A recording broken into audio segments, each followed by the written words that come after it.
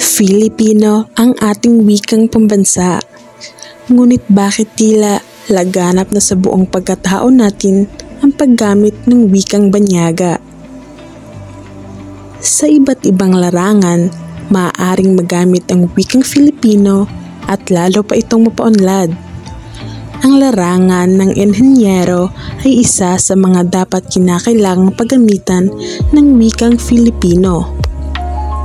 Ito ay magiging tulay sa mas malawak at mas progresibong paggamit ng sariling wika habang ang kursong ito ay pinag-aaralan. Ano-ano nga ba ang dapat gawin upang manatiling buhay ang ating wika sa pamamagitan ng paggamit sa larangan ng inhenyero? Kami po ay nangalap ng 3 videos na nagtatalakay sa paggamit ng wikang Filipino sa larangan ng inhenyero. Halina at panoorin!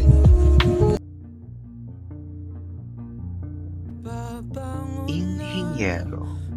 Sa wikang Filipino, nagsagawa ng isang forum ukol sa paggamit ng wikang Filipino sa pagtuturo ng kursong engineering. Yan ang tinutukan ng aming kasama ang si Joy Gumatay. Ang wika na ang imbakan ng ating karanasan at karunungan at nagpapakilala sa atin bilang mamamayan. Layunin sa wikang Filipino na pangasiwaan ng pagpapalaganap ng paggamit ng wikang Pilipino tungo sa pagpapaunlad ng bansa. Kaya naman patuloy na nagsasagawa ang ahensya ng mga programang nagpapalawak sa paggamit ng ating pambansang wika, lalong-lalo na sa larangan ng edukasyon. Isa nga sa mga programang ito ay ang panayam ukol sa pagtuturo ng inhenyeriya gamit ang Filipino na naganap sa Universidad ng Pilipinas sa Diliman. Dito ay binigyang diin ang dekada ng kolehiyo ng inhenyeriya, Doktora Aura Matias, na ang pagtuturo ng kurso sa ating wika ay nananatiling hamon sa kanila. Dahil nga hindi naman po Tagalog ang mga dialekto. So mayroong mga Bisaya, mayroong Ilocano, may Ilonggo. So hindi naman sanay talaga doon sa wika Pilipino. Kaya naman upang iba yung mapalawak ang wikang Pilipino, nais ng dekana na mabigyan ng insentibo ang mga mananaliksik na magsusulat ng mga technical journal Pilipino. Iginiit naman ni Profesor Rodora Gonzales ng Departamento ng Geodetic Engineering na hindi sa mga politiko kundi sa mga tagapagturo na kasalalay ang mga batas na magpapayaman sa ating wika. Ating mga mambabatas, sila yung gumagawa ng batas eh. So kailangan yung batas ay informed ng mga tamang tao na talagang educators. Hinihikayat namin kayong pag-isipan ang mga pamamaraan kung paano tayong mga Filipino iisip sa punto de vista ng mga Filipino alinsunod sa ating winiwika at ginagawa. Pag nagsa-site visit kami o yung mga kontraktor doon sa location kung saan mo ipapagawa yung bahay mo o yung building, ang tinitignan namin dyan is yung logistic para gumawa kami ng logistic plan. Ano ba yung logistic plan? Ito yung plano kung saan ilalagay mo yung site office mo, saan mo ilalagay o itatambak yung materialis mo, kung graba mo, yung buhangin mo, nasaan yung storage mo, nasaan yung fabrication mo para doon sa pagpuputol ng bakal, paggawa ng forma, at yung traffic management. Tinitignan mo kung mayroon bang sapat na daanan para doon sa mga truck, doon sa truck na magde-deliver ng materyales. Kasi kung walang sapat na logistic plan, yung bahay na ipapagawa mo, malaking impact o malaking posibilidad na pwedeng ma-delay yung project mo at lumobo yung budget mo. Ang pag-uusapan natin sa video na to is yung 8 nakasanayan natin na mali sa pagpapagawa ng bahay. Yung una, yung nagpagawa ng disenteng bahay pero hindi nagpagawa ng plano. Dito nagsisimula yung stress, yung ubos na yung pera mo, hindi pa tapos yung bahay mo. At dito rin nagsisimula yung iniwang ka ni mamang kontraktor o yung gumagawa ng bahay mo dahil hindi kayo nagkasundo o nagkaroon kayo ng problema dahil iba yung kinalabasan ng bahay mo base doon sa gusto mo. Minsan pa, dito nagsisimula yung over-design yung bahay mo. Ibig sabihin ng over-design, sobrang laki ng poste mo, sobrang laki ng pundasyon mo base doon sa pangangailangan ng bahay mo.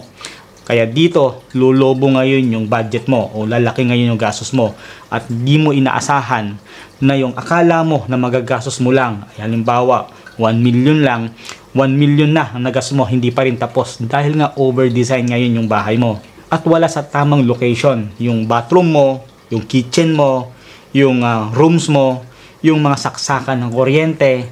Kaya advice ko sa inyo, kung gusto mo na disenteng bahay at maayos, base doon sa pangangailangan mo, huwag mo sayangin yung pera mo. Paggawa ka ng proper plan. Iba pa rin yung mayroon kang plano na sinusundan. Ang maganda pa doon, kung mayroon kang proper plan, pwede kang magtanong sa mga iba-ibang kontraktor kung magkano nila kukontratahin.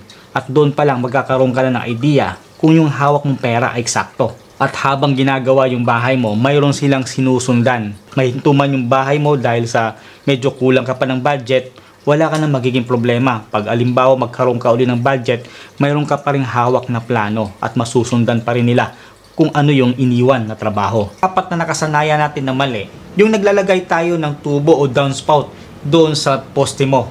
Pag ganito kasi, binabawasan mo ngayon yung tibay ng poste mo. Parang ganito, halimbawa ito kunwari ito ngayon yung poste mo. Pag naglagay ka ng tubo, nabawasan niya ngayon yung area ng poste mo. Ngayon, kung gusto mo talaga lagyan ng downspout, kailangan mo tumbasan yung nawala na area doon sa poste mo. Para mangyari yan, kailangan mo palakihin yung poste. Kasi ang allowable lang na pwedeng ibaon na ilalagay doon sa poste mo ay 4% doon sa gross area. To make the story short, para maintindihan nyo, ibig sabihin, para makapaglagay ka ng 4 inches na tubo doon sa poste mo, kailangan mo ng 450 na poste. Ano ba yung 450? 450 millimeters. Ganito kalaki yung 450 millimeters para ka na rin nagpagawa ng high-rise building. Kumbaga, hindi siya practical. At isa pang magiging concern pa dyan, pag yung tubo kasi, pag nilagay mo sa loob, doon sa taas niyan, mayroon siyang elbow. Doon sa elbow na yon, minsan doon nagkakaroon ng tagas. Hindi mo naman pwede na bakbakin yung poste mo o yung beam mo para i-repair ngayon yung tagas doon sa tubo mo. Kaya kumbaga, advice ko sa inyo, huwag nyo sanayin na maglagay ng downspout doon sa loob ng poste nyo. Ilagay nyo sa labas, maglagay na lang kayo o magpatambulan nyo na lang, palagyan nyo na lang ng design, hindi na bawasan ngayon yung tibay ng poste mo. Sa kabuuan, ang wikang Filipino ay isang mahalagang tulay para sa malinaw, maayos at epektibong daloy ng komunikasyon sa pagitan ng mga Pilipino. Sa pamamagitan nito, nagkakaroon tayo ng pagkakataon na maipahayag ang ating mga opinyon, damdamin at kaisipan sa paraang mauunawaan ng ating kapwa. Higit pa rito, ang paggamit ng sariling wika ay nagiging daan upang mas mapalapit tayo sa ating kultura at identidad bilang isang lahi. Sa larangan ng enhinyero, bagamat mas karaniwan ang paggamit ng wikang Ingles sa teknikal na aspeto, mahalaga pa rin ang papel na ginagampanan ng wikang Filipino. Nagagamit ito sa iba't ibang paraan, gaya ng pagpapaliwanag ng mga proseso, pagbibigay ng malinaw na tagubilin, at pagsasakatuparan ng mga plano sa mas madaling maunawaang paraan. Napakahalaga ng kakayahang magpahayag sa sariling wika upang maipaabot ng malinaw ang mga teknikal na ideya, lalo na kung ang kausap ay mga manggagawa, kliyente o kapwa enhinyero na mas pamilyar sa wikang Filipino. Sa kabila ng maraming terminolohiyang Ingles na ginagamit sa propesyon ng enhinyero, napatunayan namin sa video na hindi ito hadlang upang magamit ang Filipino sa pagbabahagi ng kaalaman. Sa halip, nagiging mas makabuluhan ang diskusyon dahil mas naisasabuhay ang komunikasyon sa paraang mas malapit sa puso at isip ng mga Pilipino. Ang paggamit ng Filipino ay nagiging instrumento upang mas mapalawak ang saklaw ng kaalaman at mas maiparating ito sa mas maraming tao. Sa proseso ng aming pag-aaral, aming natutunan na ang wikang Filipino ay hindi lamang limitado sa larangan ng edukasyon o panitikan. Bagkus, maaari itong maging isang makapangyarihang kasangkapan sa mga teknikal na kalarangan, gaya ng enhinyero. Sa paggamit nito, hindi lamang natin pinalalaganap ang kahalagahan ng ating wika, kundi pinapalakas din ang ating pagkakakilanlan bilang isang bayan na nagkakaisa sa kabila ng mga pagkakaiba. Dahil dito, napagtanto namin ang kahalagahan ng patuloy na paggamit at pagpapayabong ng wikang Filipino sa lahat ng aspeto ng ating buhay, kabilang na ang propesyong teknikal. Nararapat lamang na piliin nating gamitin ang wikang ating bayan.